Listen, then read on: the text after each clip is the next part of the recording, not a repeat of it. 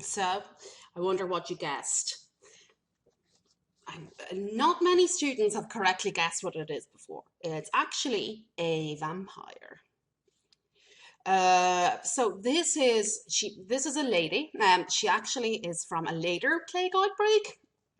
She was buried in Venice, and this is a stone jammed between her jaws. You can see it's even broken, a big chunk of the top half of her face.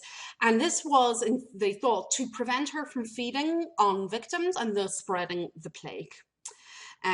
So she was uncovered in a mass grave, and um, what likely happened was with these, as you saw in the previous picture, was so many people dying, they were not burying the dead as the way they usually would like to. And this means that if they had to oftentimes reopen older graves to put more bodies in, and so they don't have, and back in the Middle Ages, they didn't have a great understanding of human anatomy compared to today. They'll have reopened this lady's grave and found that she had blood coming out of her mouth, and it looked like her hair and her nails would continue growing. And so they looked at her and went, oh my God, she's what they would have called a shroud eater. Because in the Middle Ages, people tended not to be buried in coffins because they were very expensive. Instead, they were wrapped in shrouds, so they were wrapped in fabric. Um, and it looked like there was a hole in the shroud, that hence the term shroud eaters. What we know now, of course, is that oh, sorry, it's disappeared. Here we go. So that the bacteria in the mouth will have decomposed the fabric, the thin fabric in the shroud, and then the blood is from the decomposition. So they saw this and went, oh my God, it's a vampire. This is how the plague is spreading. So to kill the vampire, the belief that you had to remove the shroud from its mouth, which was like the mother's milk, and put something uneatable in there. No, they didn't think that, oh, she could just lift her arm and pull it out. So this is why they jammed the brick in there. So this reflects, right, people who were under a lot of strain back then. I think something we can all empathize with. As we're going to see next week, this is not the only catastrophic thing that happened within the lifespan of the people who were most affected by the Black Death. They were already in a weakened state from the Great Famine, which we're going to open with learning about next week. Now, how many people died? That is very hard for us to calculate. An average of 50% mortality rate has been suggested, but I think it could be even higher because, as we know, in the Middle Ages, they don't write things down about ordinary people a lot of the time. And this means that women and children are going to be particularly underrepresented in the official documentation. Therefore, the range of death is likely to be closer to 40 to 60% of the population of Europe killed by this disease. Not the 30 to 40% in your textbook. I think this was far, far too low. Of course, this is an average. It depended where you were. In Paris, the capital city of France, about half of the population died. But in Eastern Normandy, remember that's a place where the Normans originated from, so also in France, we think about 70 to 80% of the population was killed during the Black Death. So it could be a lot higher. It's only an average. It's so catastrophic. There are millions of people killed during this disease outbreak. The population levels do not even start to recover until the late 15th century. It takes them like 150 years for the population to start coming back. In the short term, plague led to famine because land was being uncultivated. Trade routes were disrupted. Short term, they had famine because they did not have our logistics and supply routes like today. It did, at least on the plus side, impose temporary peace because people were too busy dying to go and fight each other, at least.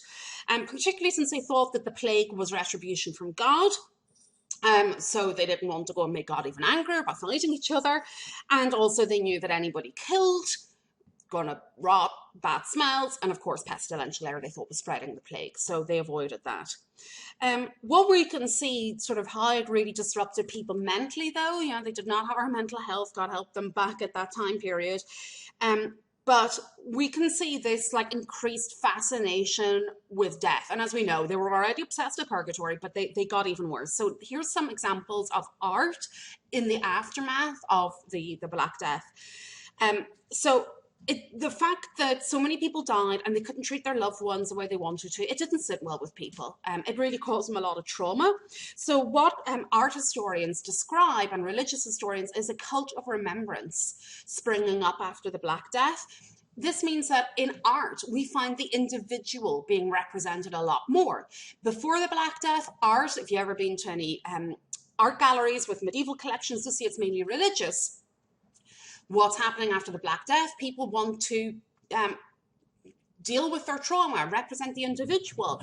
It's starting, in other words, we're really coming up against the Renaissance from an artistic perspective. What characterizes the Renaissance? Depictions of the individual, more realistic, and we can see that in the aftermath of the Black Death. Death is an obsession for people after the Black Death in the middle of the 14th century. So in these artworks here, you can see death being represented in lots of different ways. You might have heard a reference before to what I've got here at the bottom of the slide. This is called the Danse Macabre, the dance of death. So if you look at death, he's pretty distinctive. He's dancing with a range of partners. There's a king there, there's a noble lady, there's religious leaders. The whole point here is that death is dancing with people from all walks of life. The message in this artwork is death is universal. It affects everyone. Doesn't matter how important or wealthy you are, death affects everyone. And their point being, the effects of the Black Death, the effects of the plague, they do not discriminate on age, person, class, wealth. And these are founding the beginnings of the Renaissance, which we're going to get to in a couple of weeks' time. Boccaccio, who you were looking at with the excerpt from the Decameron, is one of the writers, one of the literary works heralded as beginning the Renaissance, and he witnessed as a child the impact of the Black Death in Florence. So I'm going to leave it here. Next week, we're going to look at other events of the 14th century.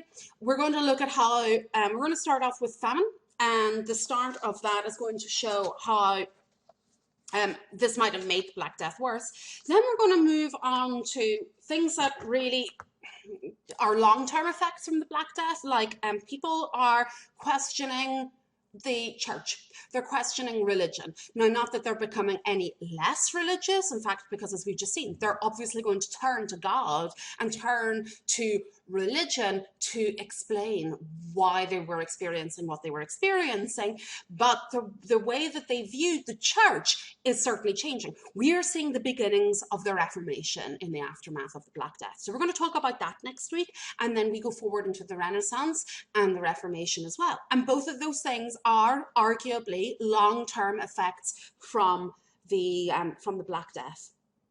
Okay, so once this video is over, you've got one more thing to do, okay? There is posted for you a podcast.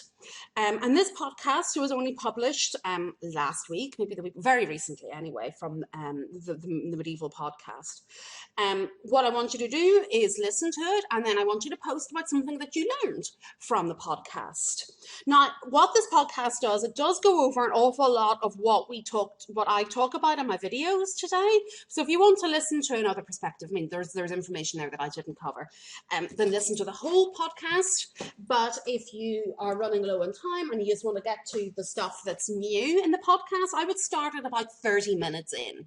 So if you want to fast forward to about 30 minutes in the podcast, you'll get the new stuff there, particularly the comparisons between the Black Death and what's going on now with COVID-19. They're also going to mention weather in that podcast, and this is a clear link to where we're going to start off next week too. So it is a nice place for us to finish off. It's also great context for your assignment. And as I said in the first video, this assignment is posted to Moodle, okay? Don't be looking for the assignment on Nearpod. Go to Moodle for that assignment, and that's where you're going to post it. So, okay, I'll talk to you all next week.